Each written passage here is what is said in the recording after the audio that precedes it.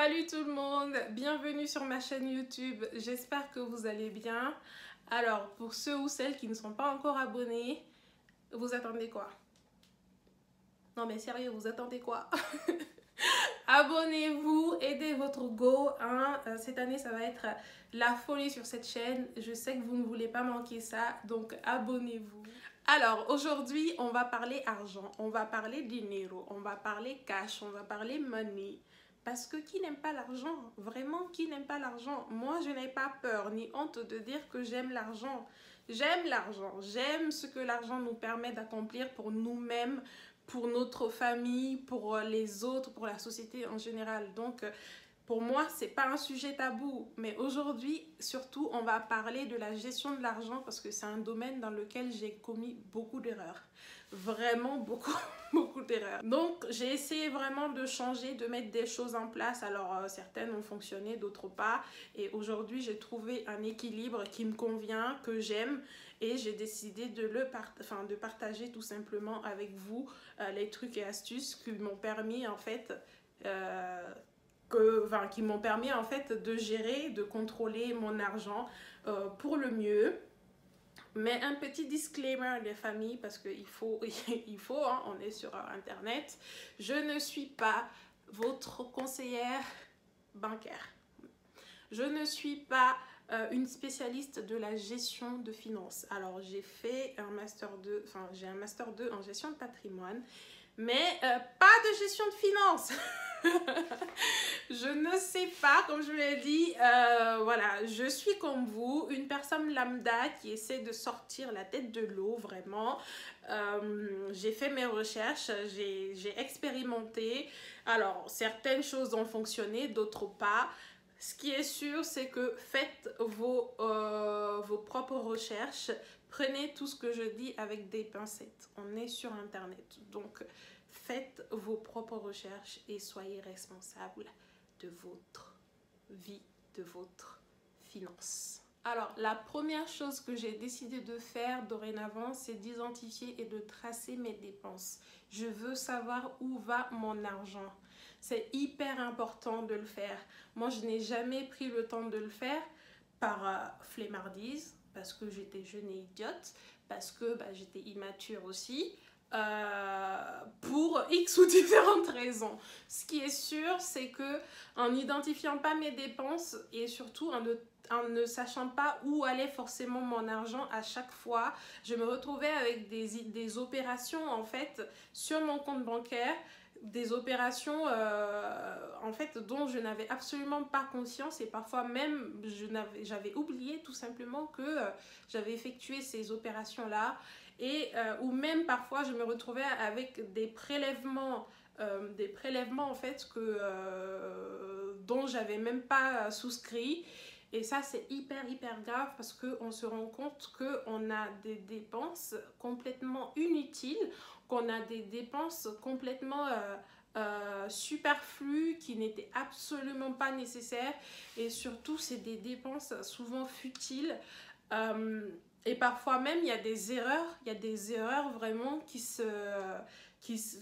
ont lieu sur nos comptes. Mais vu qu'on ne prend pas vraiment le temps de regarder vraiment où va notre argent, ces erreurs passent à la trappe et puis tant pis quoi. Le fait de ne pas suivre ces dépenses, c'est... pour moi, ça m'a coûté cher dans pas mal de cas.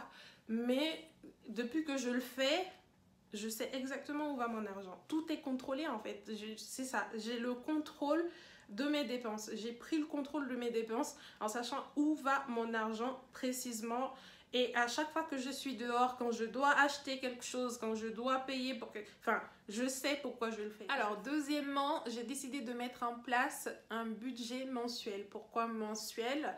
Parce que je suis payée une fois par mois, tout simplement. Donc, une fois par mois, à la réception de mon salaire, je vais venir le repartir sur les différents postes de dépenses que j'ai créés au sein de mon budget. J'ai un poste de dépenses consacré vraiment à mes dépenses essentielles, indispensables pour vivre, tout simplement. Concrètement, cela correspond à mes dépenses pour la nourriture, pour le loyer, pour le transport et mon épargne. grosso modo. Donc voilà. J'ai un poste de dépenses aussi dédié aux dépenses exceptionnelles, tout simplement, c'est-à-dire des événements imprévus qui arrivent ponctuellement en fait et que j'avais pas envisagé parce que ils sont pas fixes en fait, tout simplement. Donc je crée une dotation pour ces dépenses-là. J'ai aussi un poste de dépenses pour les loisirs. Parce que oui, je veux profiter de la vie. Je veux profiter de la vie, sortir et tout. Et du coup, j'ai décidé de prévoir un poste de dépense pour ça. J'ai un poste de dépense également pour l'aide familiale. L'aide familiale que j'apporte à ma famille au bled. J'ai un poste de dépense aussi pour le shopping parce que voilà, il faut pas se mentir, j'adore le shopping, j'adore shopper, je suis loin d'être une minimaliste. Donc je ne m'en cache pas et pour moi en fait il faut être honnête avec soi-même, il faut être réaliste. Auparavant, je faisais des budgets en fait qui prenaient pas vraiment en compte ma réalité et surtout des budgets qui ne reflétaient pas ma vie en fait, ce que je voulais de ma vie. Et au final, ça a été un échec parce que je faisais n'importe quoi et ça marchait pas. C'était trop restrictif pour moi. Donc cette fois-ci, voilà, dans mon budget, j'ai un poste de dépense pour le shopping spécialement. Alors c'est pas énorme et surtout arriver au bout de la somme et tout ça, je ne dépense plus rien et surtout aussi il y a des mois où je ne dépense pas. Oui, il y a des mois où je ne dépense pas pour le shopping. Ça arrive rarement. Mais quand ça arrive, eh bien je reporte l'excédent au mois prochain. Tout simplement. En gros, c'est ce que je fais en fait. Le but en fait, c'est d'avoir un budget à zéro. C'est d'avoir vraiment un budget à zéro, ni plus ni moins. En tout cas, surtout pas moins.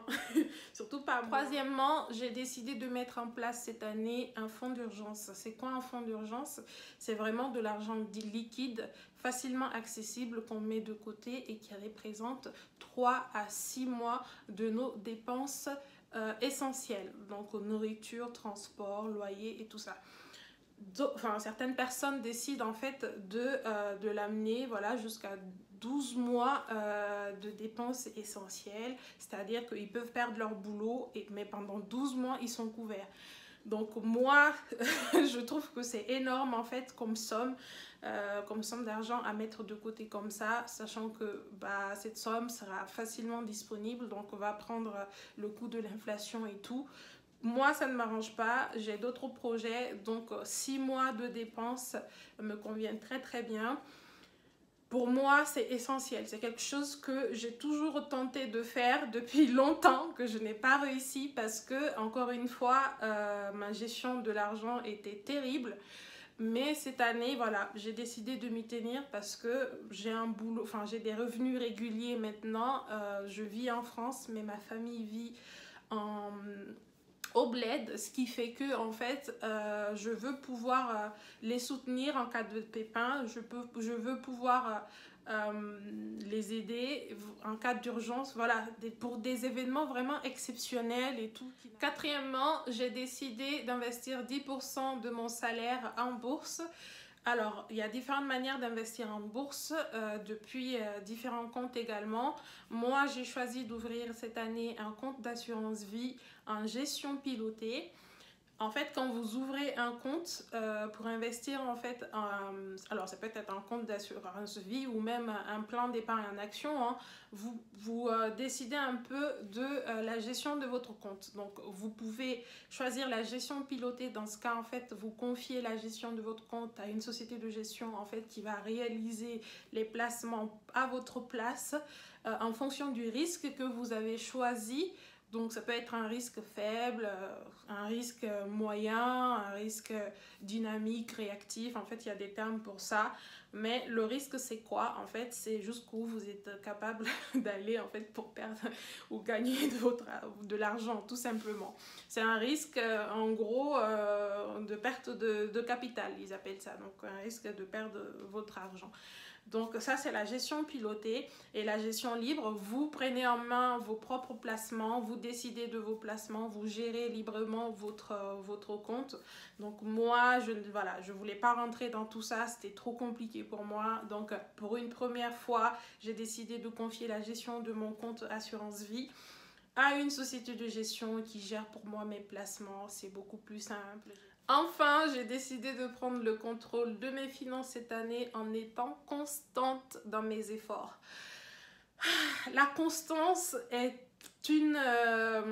disons que c'est quelque chose qui a été très compliqué pour moi l'année dernière, enfin depuis que j'ai commencé à travailler, parce que j'ai du mal à me dire non. J'aime me faire plaisir et j'ai du mal à me dire non. Et ça, c'est psychologique parce que je me suis longtemps privée pendant mes années d'études, vu que voilà, j'étais à la fac, j'avais mon petit job étudiant qui me permettait juste de subvenir à mon minimum vital. Donc, j'avais beaucoup de sentiments refoulés en moi. Donc, quand j'ai commencé à toucher mon salaire, voilà, à avoir des revenus réguliers, bah, j'ai tenté de mettre de côté plusieurs fois. J'y arrivais pas parce que à chaque fois que je voyais quelque chose que je voulais avoir, bah, j'achetais. Et le cycle de la pauvreté continuait. Mais cette année, ce qui m'aide vraiment, c'est identifier mes objectifs. En fait, savoir ce que je veux, savoir en fait, identifier mes objectifs à court terme, à long terme. Et définir ces objectifs-là, en fait, m'aide vraiment à me contrôler dans mes dépenses, m'aide vraiment à avoir la maîtrise de mes dépenses. Et ça, honnêtement, ça n'a pas de prix. Ça n'a vraiment pas de prix. Depuis maintenant 3 mois que voilà, j'ai mis ces outils en place. Je suis très heureuse des résultats. J'arrive vraiment à me contrôler.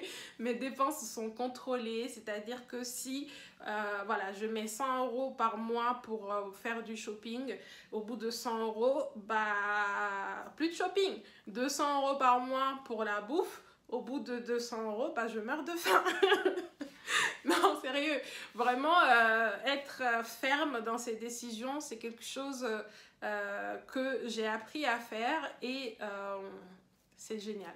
Et voilà, c'est tout pour cette vidéo. Si vous êtes resté jusqu'à maintenant, merci beaucoup. Il est vrai que ça a été un petit peu long parce que voilà, j'ai tendance à m'étendre sur des sujets qui m'intéressent énormément. D'ailleurs, si vous avez des trucs, astuces que vous utilisez vous-même pour gérer vos finances, mettez-moi un commentaire, ça m'intéresse vraiment. Je suis toujours en phase d'apprentissage.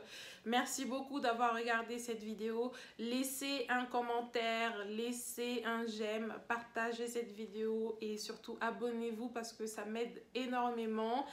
Merci pour tout et je vous retrouve très prochainement pour une nouvelle vidéo. Bye!